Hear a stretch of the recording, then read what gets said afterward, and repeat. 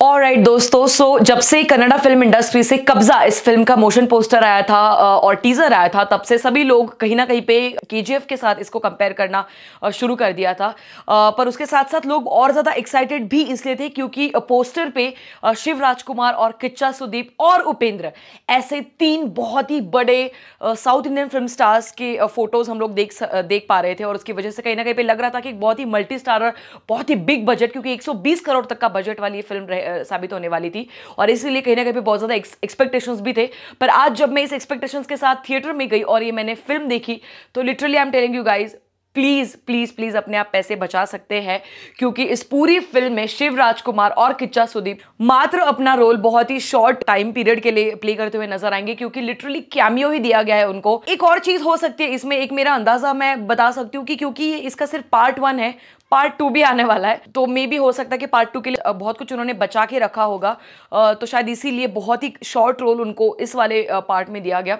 But खैर कोई गल नहीं, आज हम लोग सबसे पहले कब्जा की जो पॉजिटिव बातें हैं, जो अच्छी बातें हैं, उनके बारे में बात करेंगे। सो मूवी जैसे शुरू होती है उसके ठीक पहले, मतलब जो ओपनिंग क्रेडिट्स है ना, वहां पर आपको सुपरस्टार लेट श्री पुनीत राजकुमार, इनको बहुत ही खूबसूरत सा ट्रिब्यूट देखने को मिलेगा जो दिया गया है। एक चीज कहीं ना कहीं पे माननी पड़ेगी कि चाहे वो मलयालम फिल्म इंडस्ट्री हो, तेलुगु हो, तमिल हो या फिर कन्नड़ा हो, जब यूनिटी की बात आती है ना, तो ये चारों फिल्म इंडस्ट्रीज इकट्ठा होके सिर्फ साउथ इंडियन फिल्म इंडस्ट्री के तौर पर खुद को रिप्रेजेंट करते हैं, and that is what make them successful, I truly feel. क्योंकि ये चीज ना बॉलीवुड में नहीं है, ये चीज मराठी फिल्म इंडस्ट्री में भी नहीं है, क्योंकि मैं महाराष्ट्र से बिलोंग करती हूँ, तो मुझे ये चीज अच्छी लगी। बाकी के फिल्म इंडस्ट्री ने भी इनसे ये डेफिनेटली सीख लेनी चाहिए। खैर आज हम लोग बात करेंगे कब्जा के पॉजिटिव पॉइंट्स के बारे में, क्योंकि हर जगह पे सिर्फ नेगेटिव पॉइंट से शुरुआत की जा रही है, तो मैंने सोचा क्यों ना सबसे पहले पॉजिटिव पॉइंट्स के बारे में बात की जाए।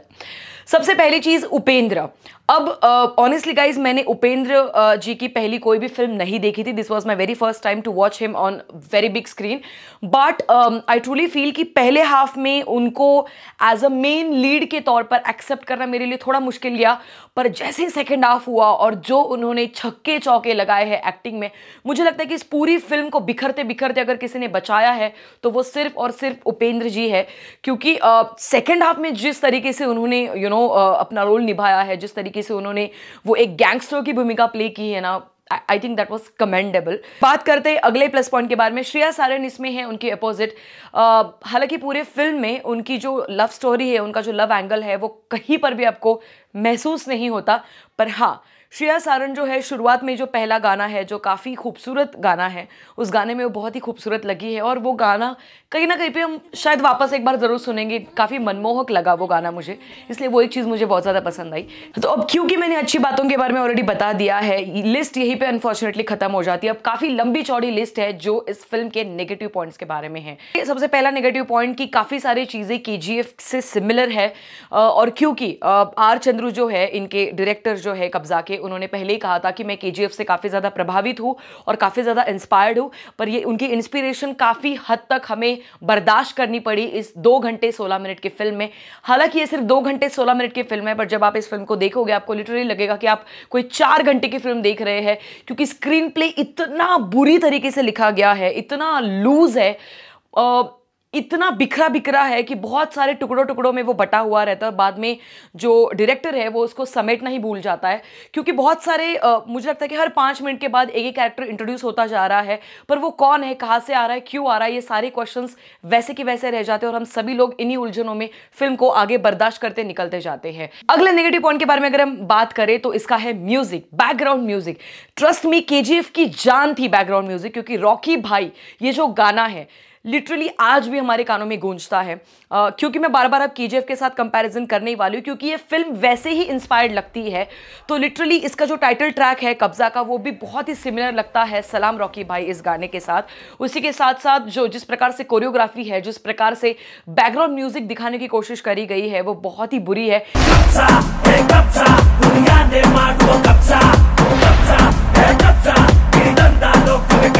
क्योंकि अगर हम बात करें केजीएफ की म्यूजिक का, तो I think that was extremely beautiful, extremely heart touching वो म्यूजिक था। क्योंकि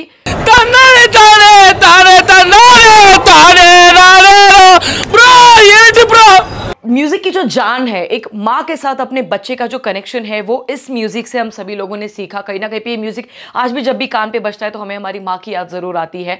पर यहाँ पे सीन बहुत ही उल्टा है, क्योंकि जब जब बैकग्राउंड म्यूजिक बज रहा है वो इतना लाउड है, आपका दिमाग खराब होने वाला है, आपका दिमाग फटने वाला है। ज्यादा उसे काटने वाले हाथों का होता है और ऐसे हाथों से रचा हुआ इतिहास ही है कब्जा।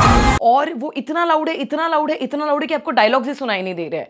तो ये आई थिंक बहुत ही बड़ी मिस्टेक है जो 120 करोड़ की फिल्म के बजट की टीम से बिल्कुल भी एक्सपेक्टेड नहीं है। तो इस फिल्म में एक आइटम सॉन्ग भी दिखाया गया है जो बहुत ही अननेसेसरी है, बीच में ही शुरू हो जाता है, पता नहीं कहां से और पता नहीं कहां पे खत्म होता है। मतलब जहां तक हम लोग स्क्रिप्ट को कहीं ना कहीं पे हम लोग एज एन ऑडियंस समेटने की कोशिश करें, वहीं पे ये और हमें बिखेरते जाता है। सो अगेन आई फेल्ट कि that was a big no वाला moment from my side to this film. अब अगर हम बात करें CGI और VFX के बारे में तो बहुत ही गंदे है।